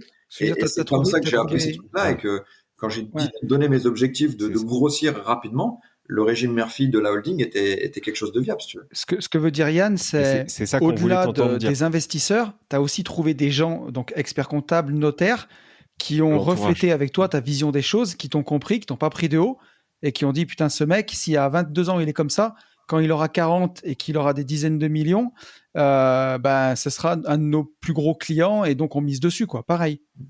Bah, c'est possible après des dizaines de millions, je sais pas, mais j'aimerais bien que Dieu t'entende, en tout cas. que Dieu t'entende, Tony. Mais après, ouais, j'ai su m'entourer. En fait, si tu veux, comme tu dis dans la manière que je parle, si tu veux, j'ai aussi une autre appétence que j'arrive vachement rapidement à déceler les gens avec qui j'ai en face de moi, si c'est des bons ou si c'est pas des bons, si tu veux. Et en fait, je switch tout de suite. Je perds pas trop de temps à rester avec des mecs qui vont servir à rien. Alors c'est con, hein, c'est peut-être dégradant ce que je dis, mais les gens qui sont là, enfin voilà, qui phrasent beaucoup trop et en fait derrière c'est creux. Bah c'est T'as tout. pas de temps à perdre, quoi. Je next et puis voilà, si je vois que le comptable, tu commences à lui poser 3 questions, ah bah je vous reviens, machin et tout, bah tu sais que le mec s'il est pas, c'est pas du tac au tac, c'est déjà le mec il est pas bon. Ok, donc tu as quand même su Ça. t'entourer d'un conseil. Voilà. Ça, et après, moi, de toute façon, le conseil, les conseilleurs, comme on dit, les conseilleurs ne sont pas les payeurs. Moi, je me suis aussi formé derrière. Enfin, j'ai relu, revérifié. Je me suis bûché du BOFIP, je me suis bûché des Legal Start et tous ces trucs-là à la con sur Internet. J'ai lu, j'ai passé des heures à lire, à regarder des vidéos, etc. Donc, ça confirmait que ce que je pensais. T'es chaud. Ah ouais. Il y a rien sans rien, mec. Hein. Ouais, c'est chaud. bien. Ok. Et donc après ce premier immeuble, donc tu as enchaîné avec un second, direct. Tu montes la holding, après, tu montes les SCI. Alors le deuxième immeuble, attention, LMNP. Ouais. Par contre, la banque, vu les rentabilités que je faisais, donc elle m'a imposé quelque chose, elle m'a dit c'est du 15 ans. Et là, c'est là au moment où elle m'a dit c'est du 15 ans, j'ai dit attends, 15 ans, j'aurais pas le même cash flow que l'autre, le taux est très bas, tout est intéressant, mais j'ai dit attends, je le rénove, je mets les locataires en place, je meuble et je revends à un pourcentage acceptable de rentabilité pour quelqu'un qui veut juste faire un bon placement d'argent. Chose que j'ai fait, j'ai pris mes 120 000 que j'ai gardé, je te dis, pendant 2 ou 3, parce que t'as 24 mois pour les réinvestir. Et en fait, si tu veux, je les ai gardés quasiment 20 mois. Donc ouais, bien. Et je les ai réinvestis dans ma RP que je suis actuellement là. Tu vois derrière nous. Bien. Et derrière moi. Et en fait, si tu préfères, mais ça s'est vraiment passé après, quoi. Il s'est vraiment passé des choses entre deux avec cet argent sur mon compte. Parce que du coup, j'ai envoyé cet argent au Crédit Agricole que j'avais, et je l'ai dit, attendez, j'arrive, vous voyez bien, c'est pas écrit Française des Jeux sur le bordel, là. C'est écrit notaire, tatati, tatata. C'est pas écrit Française des Jeux, loto, ou je sais pas. Donc j'ai dit, l'argent, je l'ai fait grâce à l'immobilier. Donc là, la bancaire, elle m'a fait confiance, et j'ai dit, je constitue une SCI. J'ai une opportunité, on m'a appelé sur un immeuble. On parle de 450 000 euros. Je compte sur vous pour pousser à la délégation et que vous me fassiez confiance. Faites-moi confiance, il y a des travaux. Je vais créer 2 appartements dans les combles. Je vais faire un permis de construire par architecte. J'ai de quoi faire des places de parking. J'ai constitué un dossier de fou furieux. Mon premier vrai dossier crédit immobilier, parce que je me suis professionnalisé entre deux. J'ai réussi à faire passer cet immeuble-là. Cet immeuble-là, il est devenu la colonne vertébrale de mon patrimoine qui m'a assis dans ma banque une crédibilité qui fait que j'avais des professions libérales qui louaient, parce que j'ai des cabinets médicaux dans cet immeuble, plus des appartements. Donc ça paye super bien. Trop bien. Le Covid, je l'ai pas senti passer avec cet immeuble-là, même avec tous les immeubles que j'ai. Et en fait, de cet immeuble-là, j'ai à peine fini. J'ai renchaîné sur un autre à 200, sur un autre, et j'en ai fait comme ça 3 ou 4 directs en parallèle de celui à 400. Et toujours avec la même banque, qui est le Crédit Agricole. Et attention, je précise, sans cacher de prêt, sans faire de trucs ultra border avec des fausses fiches de paye. Juste avec la confiance de la conseillère, qui savait bien pousser en commission mon dossier, parce que j'avais des comptes au carré et que je commençais à faire rentrer entre mes loyers, mes 140 000 euros que j'avais de côté, plus tout le reste, il y avait à peine 1000 balles qui sortaient de mes comptes tous les mois. C'est-à-dire que j'étais frugaliste à mort. Parce que je savais que c'était là qu'il fallait pas lâcher comme un sportif quand il fait du marathon, je pense. C'est dans les derniers mètres, faut pas lâcher, il faut vraiment se raisonner en disant, je bouffe pas comme un con, je bouffe pas comme un gros, je fais pas ci, je fais pas ça, parce que le marathon, faut que j'arrive dans les 3 premiers. Je suis content que tu le dises, Enzo. Parce et que, ça, tu peux le mettre à toutes les sauces, tu peux le mettre dans toutes les parenthèses, dans tous les séminaires, dans tous les... on part faire de la moto au Maroc. À chaque fois, en fait, les mecs qui réussissent, enfin mec ou nana, tu parles de colonne vertébrale, on a toujours le même fondement, toujours la même colonne, c'est ça. Vous êtes obligés, nous on en rigole, mais au début, vous êtes obligés d'être frugaliste, comme tu le dis. Nous, on dit pince. Alors, pince, on dit pour s'auto-vanner, mais On est obligé. Vous ne pouvez pas Moi, faire autrement. Ça, il faut jusqu'à, vraiment, comme vraiment, tu disais, vraiment jusqu'en prendre conscience. 2016, il y a des mois avec juste mon salaire, mon travail. Je faisais entre 6, il y a des mois 8000. J'ai toujours vécu avec entre 1005 et 1008. C'est ça, Toujours, c'est toujours, ça. toujours. Avec une famille, quoi. Mais oui. Toujours. Et le reste, Ça, c'était c'est- tout pour le business. Si tu On a veux beau- qu'il y ait un moment faire une boule de neige, C'est ça. c'est beau. Et au Bien sûr. final, du coup, ce qui Donc, s'est passé, trop comme bien. tu dis, ce que tu dis, c'est super important. C'est que la boule de neige, en fait, elle a grossi à une vitesse même que même moi, je la voyais plus grossir. Et tu vois ce que je veux dire? C'est-à-dire que j'arrivais avec un train de vie à 1000, 1200 par mois, parce que j'avais ma femme qui habitait avec moi, qui était étudiante, donc elle a ramené 0. Bon, je payais le loyer, etc. Mais entre mon salaire qui rentrait, mes loyers, ou sur lequel des fois j'avais encore un peu de différé, les trucs en SCI, je devais être quasiment déjà à l'époque à 5 000, 6 000 euros de rentrée par mois, inclus mon salaire. J'avais un taux d'épargne de 4 5 000 euros, des fois par mois. Donc, quand la banquière, il fallait y refaire 3 relevés de compte Ouais. avec une capacité d'épargne, avec le taux différentiel calculé derrière, avec les loyers, les trucs. Mais en fait, la banque, elle me dit, en fait, si je vous dis non, c'est juste parce que moi, j'ai peur parce que vous allez trop vite, en fait. Et elle comprenait pas comment le système pouvait, elle, tous les feux étaient ouverts. Et comment moi, dans le système, en si peu de temps, donc en 2 ans de temps, elle a réussi à sortir 1 million quelque chose de sa caisse à elle en Champagne-Bourgogne pour moi me suivre sur des projets dans le Nord. Alors, et elle a fait bon parce que aujourd'hui ces projets je les ai toujours, ils tournent toujours aussi bien voire mieux et il n'y a pas de problème de paiement, il n'y a rien et j'amortis. Alors là, excuse-moi du terme, j'amortis comme un gros porc mes crédits depuis 4-5 ans et je peux te garantir que c'est un nouveau tremplin aujourd'hui pour le cursus que j'ai d'investisseur qui aujourd'hui est vraiment plus avancé que ce que ce que je te donne déjà là. Tu vois, je te prends un exemple. Là, je suis rentré d'Italie il y a une semaine. J'ai signé. Alors, avec mon associé, qui je pourrais en parler, je citerai pas son nom, parce que c'est quelqu'un, pareil, de très discret, qui est un très bon ami aussi maintenant. On va l'appeler Monsieur J. Avec mon associé Monsieur J, ça fait une semaine que je suis rentré, on a signé pour 1 150 000 de projets immobiliers la semaine dernière en acte authentique, hein, pas en compromis, acte authentique. Donc les sous sortis et les biens, c'est à nous. Là, sur une semaine, j'ai signé pour 1 500 000. Alors, justement. Donc là, il y a un moment en fait où tu arrêtes l'investissement. Alors, j'ai ralenti. À un moment donné, j'ai ralenti. On a refait des projets, donc voilà, pour aller vite après, parce que c'est un de d'épiloguer sur chaque projet. Chaque projet a eu ses complexités. Je me suis fait planter comme toi, Yann, par des artisans. On a mis la compte, j'ai dû faire le grand écart. Enfin, j'ai eu à un moment donné, je me suis tapé des mandataires judiciaires dans les pattes, parce que les mecs, malgré qu'ils aient déserté le chantier, m'ont renvoyé des factures par la suite. Enfin bref, j'ai dû gérer des tas de trucs. J'en passe et des meilleurs comme tout le monde. Je suis pas un investisseur exclu du, parce que là, on bien parle. sûr. Oui, c'est pas tout est beau, tout est rose. Attention, il y a eu des nuits. Ma femme, elle peut te le dire. Je me levais le matin, le lit il était trempé, c'est-à-dire que j'ai essuyé toute la nuit et j'ai mal dormi. Ah putain. On l'a tous vécu. Je l'ai vécu ça. Parce que même si ça rentrait, même si c'était bon, à un moment donné, voilà. Donc tout ça, ça s'est passé. Bien sûr. Et en parallèle de ça aussi, j'ai été chasseur un peu immobilier parce qu'à un moment donné, je pouvais pas acheter 2-3 immeubles à la suite de 400-300 000. Et j'ai fait un peu de chasse immobilière en plus de mes 40 heures semaine. Ma vie d'artisan le week-end sur mes propres immeubles et autres. Et ma vie d'investisseur qui constitue ses dossiers de prêt immobilier, etc. jusqu'à des fois 3-4 heures au matin pour envoyer tout en fichier zip ou sur les tokens que le Crédit Agricole me faisait et autres, quoi. Donc j'avais vraiment 3 vies. Donc putain. Voilà, ça c'est chiant. Ces tokens de merde là, les jetons. Donc si tu veux, il y a vraiment eu ça où je te dis, il y a vraiment une période pendant 3 ans. J'ai pas fait une croix sur ma vie. Déjà, j'étais pas trop boîte, j'étais pas tout ça à l'époque. Mais j'ai vraiment charbonné. Par contre, j'en récolte tout ce que j'ai semé. J'ai pas touché aux arbres, j'ai pas touché aux récoltes depuis des années. J'ai ressemé encore. Et aujourd'hui, je commence seulement à vivre de mes récoltes. Mais du coup, à 25 ans, j'ai pu dire ciao, bye bye, patron, je m'en vais. Et là, ça fait 2 ans que du coup que je vis confortablement de mes rentes. Et à côté, j'ai développé des activités de par mon réseau de marchands, etc. Donc là, c'était vraiment pour te faire un résumé rapide pour arriver jusqu'à l'activité, on va dire, d'aujourd'hui, qui fait que tu peux pas, même si tu vis que de ton patrimoine immobilier, donc, à un moment donné, il faut quand même que tu t'occupes tes journées, rester dans le canapé ou chez moi à regarder des Netflix ou des trucs, ça c'est mort pour un mec comme moi, tu vois. C'est mort. Bien sûr. Donc donc là, justement, donc t'arrives à en haut du moins, du sommet, là, j'ai gravi une montagne.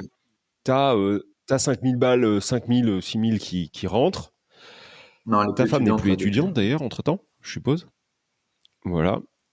Et tu te dis, qu'est-ce que je vais bien foutre de mes journées? Alors, il y en a qui créent un podcast gratuit, comme nous.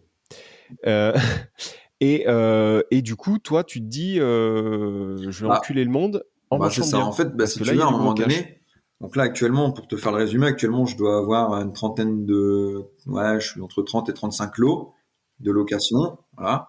Donc avec des trucs, Ok. avec des crédits qui Ok. tournent, du cash flow, etc. Et en fait, si tu préfères, à un moment donné, ce qui s'est passé, c'est que j'ai fait, donc tu connais la loi de Pareto, je pense, avec mon boulot, à mes 25 ans. Hmm. 80% de mon temps, 20% de mes revenus. Ça a été flagrant, mais vraiment flagrant. Alors que je fais de la maintenance, pour les maintenanciers qui m'écoutent, la loi de Pareto, c'est un classique dans l'industrie.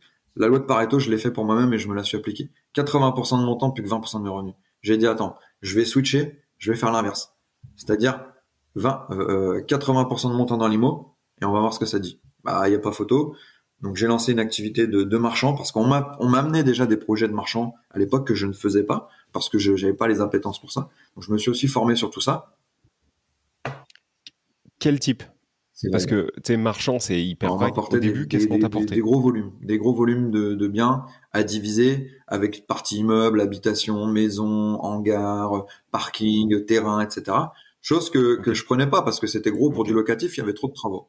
Voilà. Bien sûr. Et Ok. en fait, si tu veux, pourquoi Ok. je le prenais pas en locatif, à un moment donné, faut pas se leurrer, même si je suis jeune, tu t'épuises un peu avec le locatif parce qu'après, tu as toute l'aspect gestion derrière avec les agences qui doivent bien gérer tes biens, mais qui, ça, c'est que dans les faits, parce que dans la réalité, les agences ne savent pas gérer les biens ou pas correctement. Du moins, les 4 ou 5 que j'ai testés, c'était un gros carnage. Donc, j'ai dû internaliser ça en faisant quelque chose de mieux. Donc, voilà. Et si tu veux après acheter 30 enfin avoir 30 apparts, enfin 30 lots en locatif et en acheter 30 de plus, bah c'est bien, tu vas juste doubler le bordel et tu vas juste doubler tes emmerdes, tu vas juste doubler le truc, enfin tu vois ce que je veux dire, à un moment donné c'est bien mais il y a plus trop d'intérêt.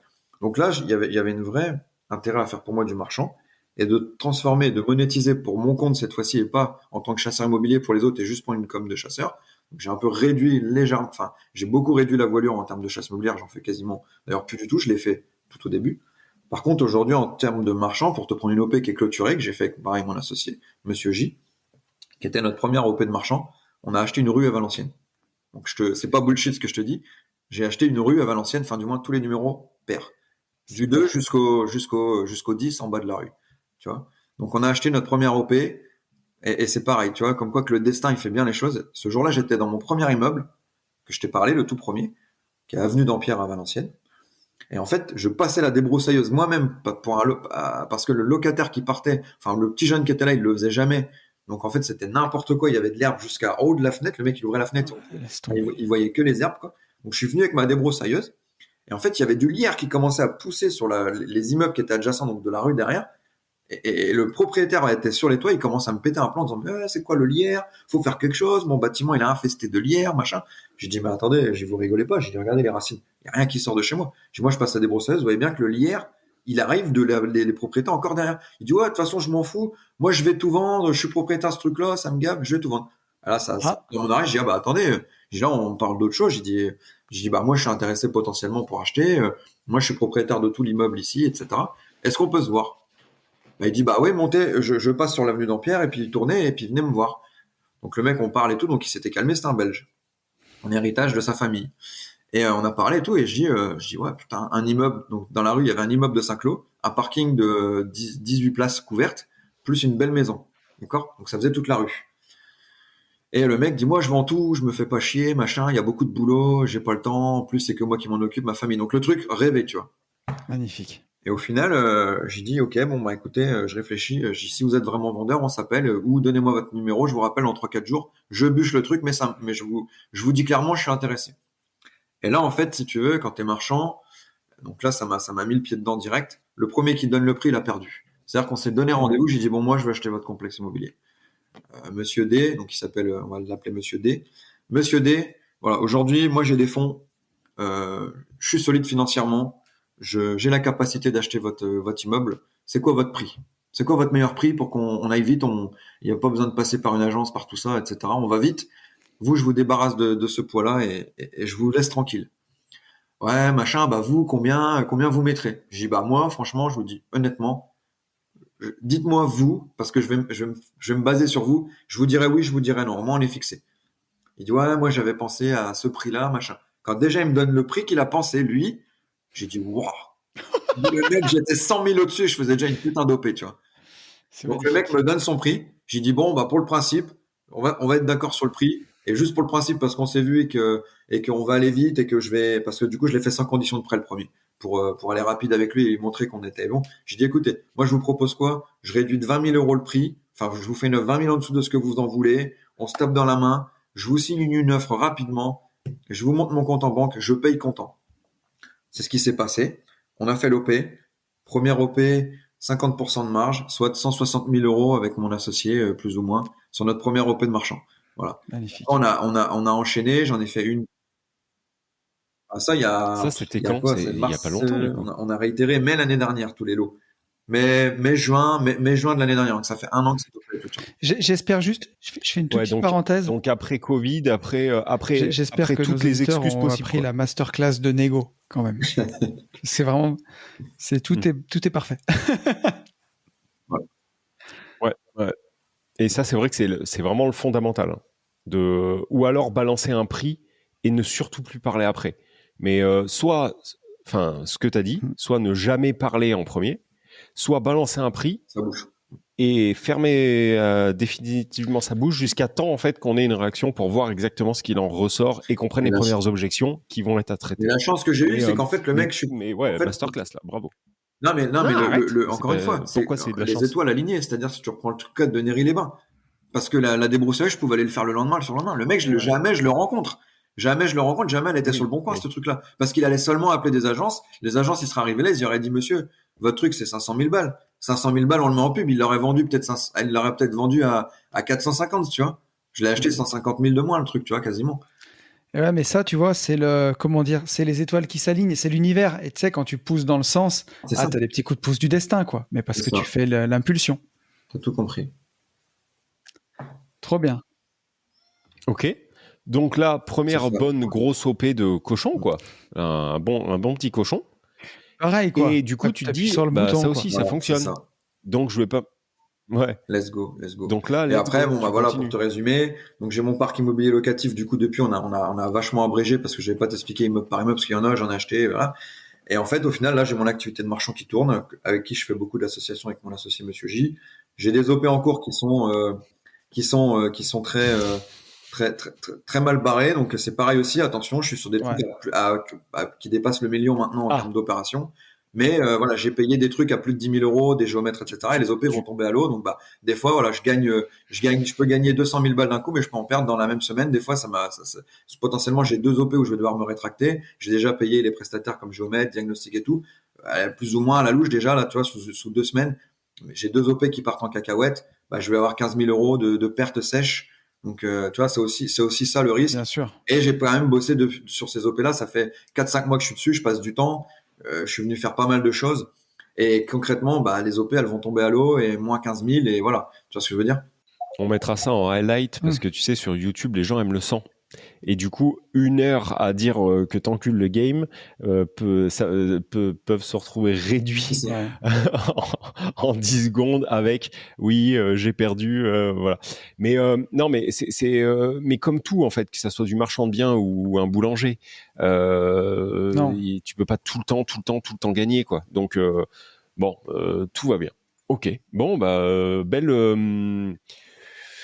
belle inspiration, belle aspiration grâce à notre c'est vraiment Alex, enfin en partie. C'est vraiment top. Et ouais, c'est ouais, non, c'est lourd. Franchement, c'est ouf. Et bah, merci de nous partager tout ton parcours.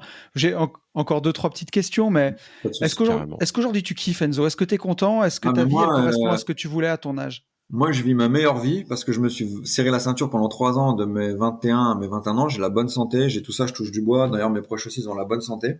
Et pour te finir, oui, juste la petite histoire par rapport à ça. Mes parents, du coup, bah, maintenant que je suis vraiment rentier depuis 2 ans, c'est pareil, j'ai quitté mon boulot, ça a fait jaser, voilà, mais t'es malade, machin, la sécurité de l'emploi, etc. Maintenant, ça fait 2 ans, je vis largement bien, je mange. Du coup, ma baraque que tu vois là, parce que j'ai acheté aussi ma baraque, du coup, je l'ai payé cash parce que j'avais aussi, du coup, mis pas mal de côté. Donc ça, il y en a qui vont critiquer ce truc-là parce que les taux étaient bas, etc. Mais moi, aujourd'hui, je suis un vrai rentier, c'est-à-dire que mes bagnoles, elles sont payées. J'ai pas de prêt sur ma baraque, j'ai rien. C'est-à-dire que quand je gagne 2000 balles, j'ai 2000 balles pour moi, pour me faire plaisir. Tu vois ce que je veux dire? En locatif. Ah, mais là, Et à je l'arrivée, change tout le qu'est-ce que temps. tu as Là, acheté comme actuellement, j'ai voiture? une Golf 7 GTE de 2020 que je vends d'ailleurs, parce que j'aime pas trop les hybrides. Mais sinon, je suis souvent entre, voilà, j'aime beaucoup les voitures, je prends des Mercedes, mais je suis encore très calme, on va dire, sur les voitures. Plusieurs fois, j'ai failli craquer pour du Porsche, mais je l'ai pas fait parce qu'encore une fois, c'est une grosse dépense et je me dis, putain, je vais aux enchères, 50 000 balles, C'est clair. 50 ou 60 000 balles, une petite Porsche, même qui est un peu kilométrée, etc. Bah, putain, je peux faire un coup, j'achète une baraque, je fais un x2, machin. Enfin, tu vois, je me dis, en fait, j'ai tellement cette appétence où aujourd'hui, je vis avec 20% de ce que je gagne et j'ai investi 80 où j'utilise, enfin, je remets au pot 80% tout le temps et je grossis tellement, enfin, je grossis beaucoup plus vite comme ça. Et des fois, une mauvaise décision d'acheter une bagnole à 100 000 un peu trop tôt, même si t'es bien, même si t'as tout ça, bah, tu peux Complètement. vite te retrouver bloqué pour une connerie. Alors potentiellement, ça pouvait te débloquer deux projets de marchand qui pouvaient te ramener 200 000 de plus parce que tu mettais 50 000 sur l'un, 50 000 sur l'autre. Enfin, tu vois, c'est des petites conneries. Ah, mais je me fais Et plaisir. tu arrives quand même à te faire plaisir. Non, non. Parce que, en fait, ce qu'il faut réussir, c'est équilibrer ça. Il faut Avec quand les même te 20%, ouais, féliciter les et faire un peu 20% de plaisir, ce que je gagne, mais sans tout avec niquer. lesquels je vis, bah, peut-être que voilà, tu me suis pas non plus sur Insta et j'ai un Insta privé pour ceux qui voudront me suivre, donc je vous accepterai par la suite si ceux ils veulent voir. Moi, je suis quelqu'un d'assez aussi discret où sur mon Insta, c'est des mecs qui me connaissent depuis toujours, etc. J'ai pas créé un Insta business, etc. Parce que comme je disais, j'ai rien à vendre. Je vis de mes rentes et je vis de mon parc IMO. Mais à côté de ça, là, sur ces derniers temps, j'ai fait un mois au Brésil. D'ailleurs, je salue les copains d'Aloha Business Club pour ceux qui veulent faire Brésil l'année prochaine en janvier. Eddie qui m'entendra. Donc allez-y, c'était une expérience de fou. On est parti entre Trop investisseurs bien. pendant un mois au Brésil. Donc si tu veux, janvier, j'étais au Maroc pendant une semaine. Brésil, un mois en février. En mars, je suis parti au Monténégro. En avril, je suis parti en Grèce à Corfou. Et là, je reviens de 2 semaines. J'étais parti en Albanie et en Italie. Donc si tu veux, et tout ça en payant les avions, les restos, les hôtels, etc. Et je vis, quoi, tu vois. Et donc, si tu veux, j'ai aucun truc. Et moi, je vis ma meilleure vie. J'arrive à gérer des projets à Euh, distance. Il y a des choses qu'il C'est faut magnifique. sur le terrain. Mais si tu veux, aujourd'hui, il est impossible pour moi de faire marche arrière et de retourner sur un mode où je me lève du lundi au vendredi. Et en fait, je suis indisponible, où je me rends disponible pour une entreprise, X ou Y, telle qu'elle soit, pour ce genre de choses, quoi. C'est pour ça que je voulais t'avoir sur le podcast, Enzo, parce que c'est du vrai, c'est du concret, c'est du sérieux. Il y avait un vrai projet, puis de la détermination. Encore une fois, putain, quand t'as un truc, faut être un chien maigre, quoi. Quand t'as un Ouais. truc en tête, tu lâches rien jusqu'à ce que ce soit à toi, quoi. Et puis c'est comme ça, quoi. Oh, balèze. Balèze, balèze. Sur ces bonnes paroles, on va te rendre ta liberté pour aller un peu plus enculer le game. Attends, On juste va vous encore. dire la même Non, chose que j'allais juste tout le dire un temps. grand merci Ah, à Enzo. Et le si mot de la Enzo, fin. si tu as un mot de la fin pour nos Pardon. auditeurs. Alors, le mot de la fin, ça va être celui-ci, si tu veux. Donc, les gars qui se lancent, ou même les femmes, d'ailleurs, les femmes, vous n'êtes pas assez nombreuses, venez nous rejoindre dans l'investissement. Bon, par contre, c'est vrai qu'il faut avoir beaucoup de résilience. Et en fait, moi aussi, il y a un truc qu'on n'a pas parlé, que j'ai parlé lors du séminaire, pour aussi un accomplissement de tout ça. Je dis pas que je suis arrivé au sommet, je dis pas que ce que j'ai fait, c'est un truc de fou. Moi, aujourd'hui, ça me convient bien et je vais continuer à évoluer et je pense que j'ai encore des cartes à jouer et je vais les jouer d'ailleurs. Et ce qui se passe juste, c'est que sans résilience aujourd'hui, sans détermination, mais réelle motivation, je dis pas détermination, c'est pas du lundi jusqu'au mercredi. C'est-à-dire que moi, tous les matins, je me lève depuis 5-6 ans maintenant, même encore aujourd'hui. C'est-à-dire que je me lève avec une envie de tout niquer tous les matins et je me couche avec la même envie tous les soirs. Et ça, pas 10 jours par an ou 20 jours, le temps que j'ai fait un séminaire, je suis boosté. C'est 365 jours par an réellement, tu vois. Et sans résilience, et sans, on va dire, assiduité aussi, parce que c'est l'assiduité, et c'est ce qui font un peu les intérêts composés, qui fait que c'est les petites actions additionnées aux unes aux autres, donc c'est des petits cailloux que tu additionnes aux unes aux autres qui font des petites pierres qui font des rochers, et des rochers qui font des montagnes. Parce qu'en fait, nous, quand on arrive un peu d'en bas, même si le mot en bas, il est un peu de trop, les gens qui démarrent d'un cursus classique, en fait, tu peux pas avoir le truc sauf si tu crées The Startup avec The idée qui fait que tu exploses et tu passes de 15 millions de patrimoine du jour au lendemain. Et ce qui est ouf, tu vois. Mais quand t'as pas cette idée-là, quand t'as pas ce truc-là, bah, en fait, l'immobilier, ça reste une valeur sûre et c'est une source Wikipédia que tous les mecs, les gros Émirats, tout ce que tu veux, les mecs, peu importe la fortune en quoi ils l'ont fait, On toute dit l'immobilier. la pérennité de leur fortune, elle est dans l'immobilier, si tu veux. Donc, si tu veux, à un moment donné, la réponse, tu l'as. Donc, il y a des gens qui le Ouais, font, il y a complètement. des gens qui le font pas. Aujourd'hui, les taux, Mm. ils ont monté. Bah, c'est une résultante, c'est chiant, le marché, il est bizarre. Mais à un moment donné, ça a fait le ménage. Et on en a perdu beaucoup. Donc, c'est con parce qu'au final, il y a quand même des choses à faire. Je veux dire, tout le monde a acheté des taux. Bon, ça, c'est un peu la messe qu'on entend tout le temps. Donc, résilience, les gars. Résilience, résilience. Même si vous signez des bons projets aujourd'hui avec des taux hauts, mais c'est cyclique. Regardez le marché. Il y a des courbes, il y a des graphes. Remontez dans le temps. Et les taux, ils montent, ils descendent, ils montent, ils descendent. C'est comme de la bourse, en fait, tu vois. Et au final, bah, tu peux acheter aujourd'hui un bon projet. Ça te permet quand même d'avancer, même si ça te bloque un peu pour d'autres projets par la suite.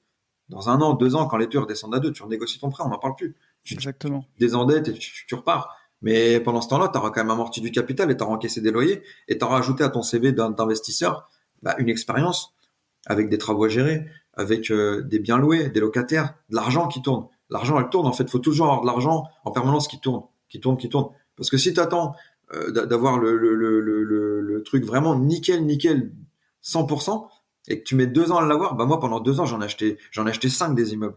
Donc en fait, patrimonialement parlant, entre le mec qui a fait 0 pour attendre le truc à 10 avec les taux de ouf, moi j'en ai acheté 5, je les revends, j'ai pas potentiellement amorti sur 2 ans, j'ai pris du cash flow, j'ai fait de la trésorerie, j'ai fait remonter avec des conventions de trésorerie de l'argent, je les ai mis sur d'autres OP. Et en fait, le pognon, il a fait que tourner. Et au final, bah, j'ai pas, même si j'ai pas gagné autant que j'aurais pu gagner avec des taux 1, mais j'ai quand même gagné, si tu veux, tu vois. Donc, faut de la résilience, faut pas lâcher, de la constance, voilà, de la régularité dans ce que vous faites, et vous devez être en face avec vous-même. Et voilà, faut accepter les problèmes. Et vous devez être aussi force de proposition quand il y a des problèmes. Vous devez être la clé de la solution. Vous devez tenir dans la main ce trousseau de clés de solution. Il faut que personne arrive à vous l'enlever de vos mains, parce que si le moindre petit problème, ah mais comme je vois tout le temps sur les réseaux, ah le locataire, regardez ce qu'il m'envoie en message, qu'est-ce que je réponds, machin. Mais les gars, quand moi je vois ça, c'est insupportable. J'ai jamais mis un truc sur Facebook ou sur insupportable. Ouais, mon locataire me dit ça, comment je dois faire? Mais moi, j'ai toujours géré au feeling avec les gens, comment je les ressentais. Et voilà, où est-ce que je place mon curseur? J'ai pas le temps d'aller sur Facebook en mode, ouais, les gars, dites-moi qu'est-ce que je dois répondre et tout. C'est les mecs, ils en sont là, c'est mort. Tu pourras jamais faire du bif et vivre de l'IMO parce que le jour où on va t'appeler et ton immeuble, il y aura une inondation et que tout est mort, mais mec, tu vas être ruiné, ta vie, elle va être ruinée, tu vas pleurer, tu vas te sentir, tu vois. C'était ouf. Tu vois, ça valait le coup d'avoir le mot de la fin. Merci beaucoup, Enzo. Franchement, c'était de la bombe. Je vous remercie, les gars. Merci de l'accueil. Merci beaucoup. On vous dit la même chose qu'absolument tout le temps. C'est qu'il faut passer à l'action. Et pour tout ça, pour le coup, bah, foncez à Neri. Voilà. Salut à tous. Merci, les gars. Ça existe. Ciao. Ciao. À plus tard.